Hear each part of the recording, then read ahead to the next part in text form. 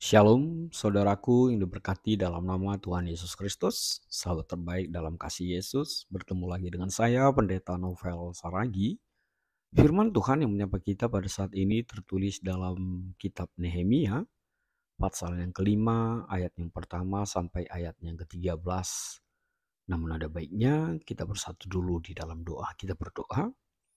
Bapa di dalam sorga, terima kasih Tuhan buat waktu dan hari yang indah yang kau berikan bagi setiap kami. Terima kasih Tuhan buat rasa rindu ini. Rindu dengar-dengaran akan firman-Mu. Maka berfirmanlah Engkau Tuhan, sebab kami siap untuk menerimanya. Amin. Shalom saudaraku yang diberkati dalam nama Tuhan Yesus Kristus, sahabat terbaikku. Seperti yang saya sebut tadi bahwa firman Tuhan yang menyapa kita tertulis dalam Nehemia pasal yang kelima, ayat yang pertama sampai ayatnya yang ke-13. Begini firman Tuhan, saya bacakan buat kita semua. Nehemia memperhatikan keluhan-keluhan sesama orang Yahudi. Maka terdengarlah keluhan yang keras dari rakyat dan juga dari pihak para istri terhadap sesama orang Yahudi. Ada yang berteriak, anak laki-laki dan anak perempuan kami banyak dan kami harus mendapat gandum supaya kami dapat makan dan minum. Dan ada yang berteriak, ladang dan kebun anggur dan rumah kami gadaikan untuk mendapat gandum pada waktu kelaparan. Juga ada yang berteriak, kami harus meminjam uang untuk membayar pajak yang dikenakan raja atas ladang dan kebun anggur kami. Sekarang, walaupun kami ini saudara sedaging dengan saudara-saudara sebangsa kami, dan anak-anak kami sama dengan anak-anak mereka, namun kami terpaksa membiarkan anak-anak lelaki dan anak-anak perempuan kami menjadi budak. Dan sudah beberapa anak perempuan kami harus membiarkan diri dimiliki orang. Kami tidak dapat berbuat apa-apa karena ladang dan kebun anggur kami sudah di tangan orang lain. Maka sangat marahlah aku ketika ku dengar keluhan mereka dan berita-berita itu. Setelah berpikir masak-masak, aku menggugat para pemuka dan para penguasa. Kataku kepada mereka, masing-masing kamu telah makan riba dari saudara-saudaramu. Lalu kuadakan terhadap mereka suatu sidang jemaah yang besar. Berkatalah aku kepada mereka, kami selalu berusaha sedapat-dapatnya untuk menebus sesama orang Yahudi yang dijual kepada bangsa-bangsa lain. Tetapi kamu ini justru menjual saudara-saudaramu, supaya mereka dibeli lagi oleh kami. Mereka berdiam diri, karena tidak dapat membantah. Kataku, tidaklah patut apa yang kamu lakukan itu. Bukankah kamu harus berlaku dengan takut akan Allah kita, untuk menghindarkan diri dari cercaan bangsa-bangsa lain musuh-musuh kita? Juga aku dan saudara-saudaraku dan anak buahku telah membungakan uang dan gandum pada mereka. Biarlah kita hapuskan hutang mereka itu. Biarlah kamu kembalikan kepada mereka hari ini juga ladang mereka, kebun anggur, kebun zaitun, dan rumah mereka. Pula hapuskanlah hutang mereka, yakni uang serta gandum, anggur, dan minyak yang kamu tagih daripada mereka. Berkatalah mereka, itu akan kami kembalikan, dan kami tidak akan menuntut apa-apa dari mereka. Kami akan lakukan tepat seperti yang engkau perintahkan. Lalu aku memanggil para imam dan menyuruh mereka bersumpah bahwa mereka akan menepati janji mereka. Juga kukebas lipatan bajuku sambil berkata, demikianlah setiap orang yang tidak menepati janji ini akan dikebas Allah dari rumahnya dan hasil jerih payahnya. Demikianlah ia dikebas dan menjadi hamba. Dan seluruh jemaah berkata, amin. Lalu memuji-muji Tuhan. Maka rakyat berbuat sesuai dengan janji itu. Demikian firman Tuhan. Saudara-saudara yang diberkati di dalam nama Tuhan Yesus Kristus, sahabat terbaikku, di dalam kasih Tuhan Yesus, kalau ditanya setiap kita, apakah kita suka mendengar orang berkeluh kesah? Ya, tidak semua orang suka mendengarkan keluhan. Tidak semua orang sanggup memberikan telinganya buat orang lain. Atau mendengarkan curhatan orang lain. Tapi saudaraku, dalam firman Tuhan pada saat ini, kita diajak untuk mengingat dan melihat bagaimana luar biasanya seorang pemimpin yang bernama Nehemia yang mampu mendengarkan keluhan yang keras, jeritan, teriakan dari rakyatnya, dari bangsanya yang datang kepadanya. Dan Nehemia mendengarkan dengan baik, dan bukan hanya mendengarkan, tapi dia bersimpati, bahkan berempati dalam pergumulan, dalam keluhan, dalam teriakan, dalam jeritan yang mereka alami di tengah-tengah perjalanan kehidupan kita. Maka semakin sempurnalah ketika tema kita juga mengatakan bahwa Allah memperhatikan setiap pergumulan yang kita hadapi. Allah memperhatikan setiap pergumulan kita. Saudaraku, di dalam nama Tuhan Yesus Kristus, lalu apa yang sebenarnya terjadi di tengah-tengah kehidupan itu? Jauh sebelum itu, saya mau mengajak kita untuk melihat apa yang menjadi latar belakang dari kitab Nehemia ini. Saudaraku, dalam nama Tuhan Yesus Kristus, sejarah perjanjian lama itu diakhiri dengan kitab Nehemia. Ketika orang buangan Yahudi diizinkan kembali ke negeri mereka setelah pembuangan di Babel dan Persia. Bersama dengan kitab Esra, kitab ini mencatat sejarah dari 3 rombongan yang kembali ke Yerusalem. Esra meliput peristiwa-peristiwa yang berkenaan dengan 2 rombongan pertama, yakni tahun 538 sebelum Masehi dan 457 sebelum Masehi. Peristiwa-peristiwa yang berkenaan dengan 2 rombongan pertama dan Nehemia mencatat aneka peristiwa selama kembalinya rombongan ketiga, yakni tahun 444 sebelum Masehi. Esra lebih fokus kepada pembangunan kembali bait suci, kalau Nehemia berfokus kepada pembangunan kembali tembok Yerusalem.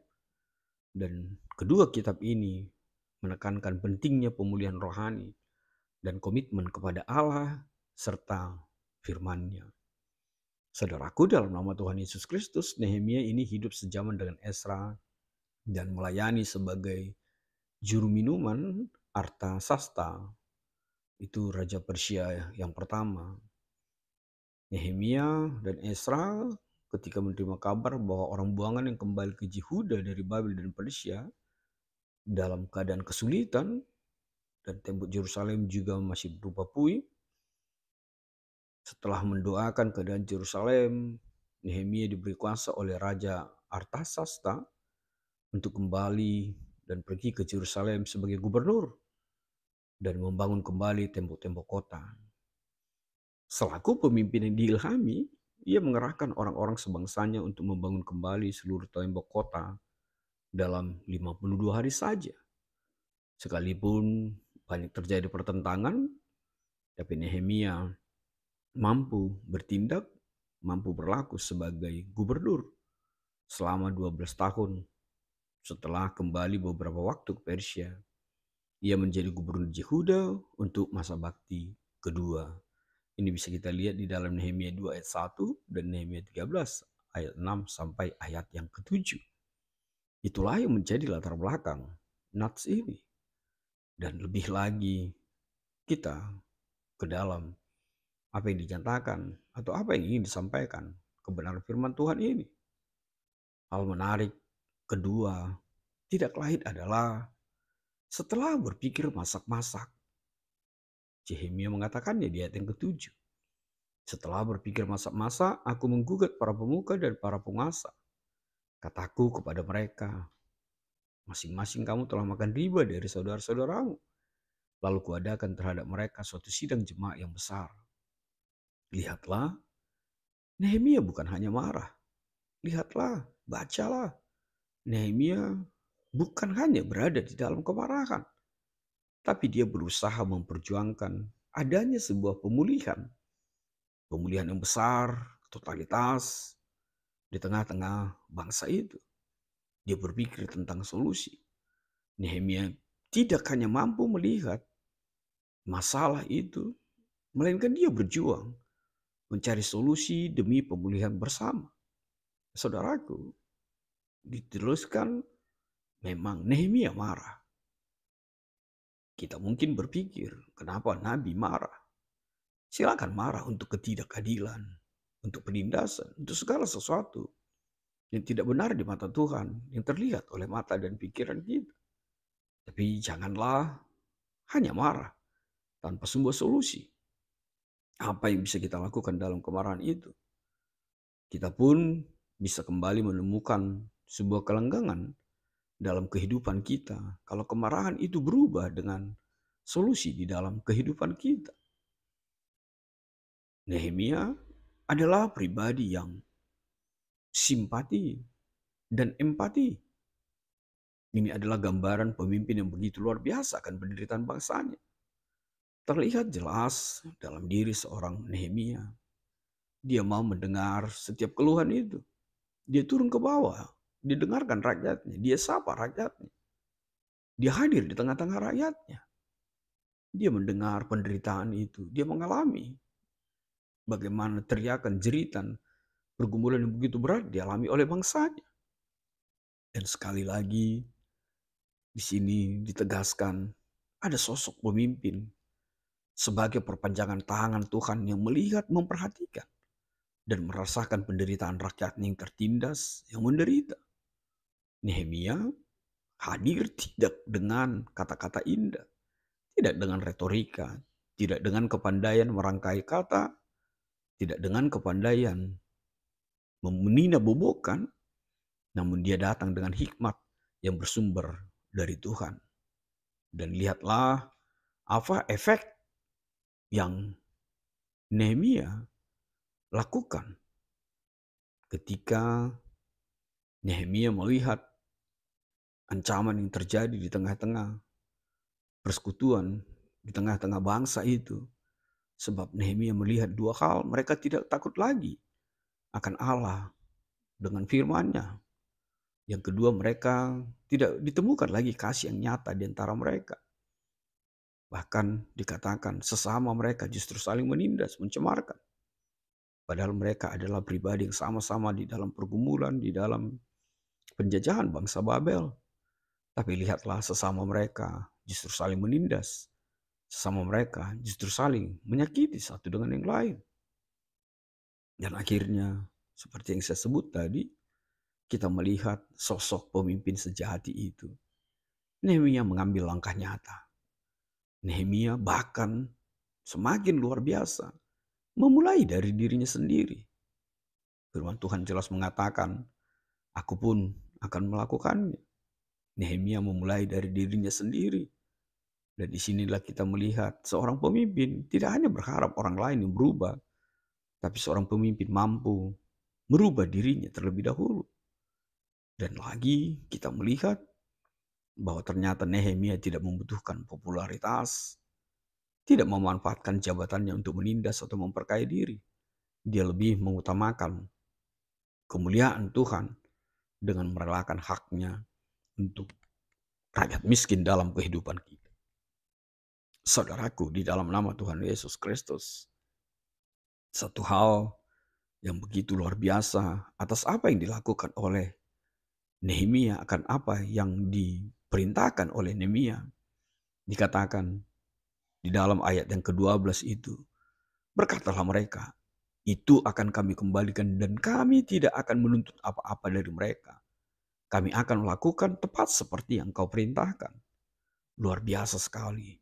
Bukan hanya pertobatan pribadi, tapi pertobatan nasional. Semua orang-orang yang dikumpulkan oleh Nehemia mampu mengatakan dan melakukannya. Kami akan mengembalikan dan tidak menuntut apa-apa pun. Bahkan kami akan melakukan tepat seperti yang kau perintahkan. Lalu Nehemia bertindak lebih lagi, menegaskan lebih lagi. Dengan mengatakan, lalu aku memanggil para imam dan menyuruh mereka bersumpah bahwa mereka akan menepati janji mereka. Juga kukebas lipatan bajuku sambil berkata, demikianlah setiap orang yang tidak menepati janji ini akan dikebas Allah dari rumahnya dan hasil jerih payahnya. Demikianlah ia dikebas dan menjadi hampa. Dan seluruh jemaat berkata, "Amin," lalu memuji-muji Tuhan. Maka rakyat berbuat sesuai dengan janji itu. Saudaraku yang diberkati dalam nama Tuhan Yesus Kristus, lihatlah kehidupan yang diberkati itu. Memang benar bahwa perjuangan terberat adalah menyadarkan diri sendiri, menyadarkan orang-orang yang dekat dengan kita. Tapi lihatlah, kalaupun itu susah, kalaupun itu berat, bukan berarti tidak bisa dilakukan. Ada pertobatan, ada perubahan. Seperti apa yang dilakukan oleh Nehemia, bahwa rakyatnya akhirnya berbalik dan mengembalikan apa yang bukan menjadi haknya di dalam kehidupannya. Maka saudaraku, apa yang bisa kita petik dari tema kita pada saat ini? Yang pertama jelas, seperti apa yang dikatakan oleh Bapak bangsa kita, proklamator itu, bahwa musuh terberat itu bukan melawan kolonial Belanda, bukan melawan penjajah. Tapi yang terberat itu adalah melawan bahaya dari dalam, bahaya dari bangsa kita sendiri. Dan itu juga adalah ancaman besar bagi pelayanan dan misi gereja yang bukan datang dari luar. Tapi ketika hambatan itu datang dari dalam, lihatlah ini diambil dari apa yang dikatakan di ayat yang kelima itu. Sekarang walaupun kami ini saudara sedaging dengan saudara-saudara sebangsa kami dan anak-anak kami sama dengan anak-anak mereka, namun kami terpaksa membiarkan anak laki-laki dan selanjutnya. Tapi mau saya garis bawahi, sekarang walaupun kami ini saudara sedaging dengan saudara-saudara sebangsa kami, artinya apa? Kalau dikatakan jeruk makan jeruk, atau sesama mereka yang saling menggerogoti. Dan itulah yang terberat di dalam kehidupan kita. Lalu apa yang kedua? Dikatakan maka Nehemia marah besar. Benar, silakan marah. Marahlah untuk setiap ketidakadilan, pemerasan, kesemena-menaan, penindasan yang kita temukan dalam kehidupan kita. Jangan diam. Kalau kita diam, maka kita juga menjadi bagian dari situasi itu. Yang ketiga, Nehemia seorang pemimpin.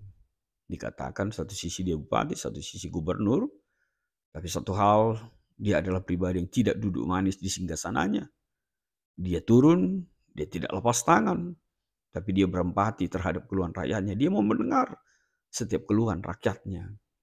Dan dia tidak hanya hadir sebagai pribadi yang menyalahkan atau marah-marah saja. Namun dia hadir memberi solusi. Yang berikut, bertobatlah dan tinggalkanlah kehidupan yang menindas dan memeras orang lain, egois dan tidak berempati kepada sesama. Seperti apa yang dikatakan dan dilakukan oleh Nehemia dengan bangsanya.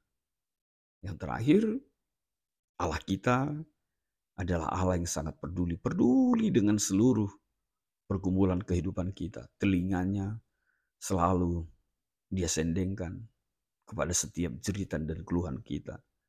Maka tetaplah hadir menjadi pribadi yang menyembah, memuji Tuhan dalam kehidupanmu. Sebab dia tidak pernah berhenti, dia tidak pernah lelah untuk mendengarkan setiap keluhan dan cerita di dalam dirimu. Amin. Kita bersatu dalam doa. Bapa di dalam sorga, terima kasih Tuhan buat kebenaran firman-Mu. Biarlah firman-Mu menjadi kuat kami juga untuk mau memperhatikan, untuk mau berempati atas setiap penindasan, atas setiap kesemena-menaan, pergumulan yang dialami oleh saudara-saudara kami. Dan kami juga menjadi pribadi yang tidak menindas, yang tidak mengambil riba, dan yang tidak mengambil apa yang bukan hak kami kepada orang lain. Dalam kasih-Mu Tuhan, enyahkanlah virus-virus ini. Amin.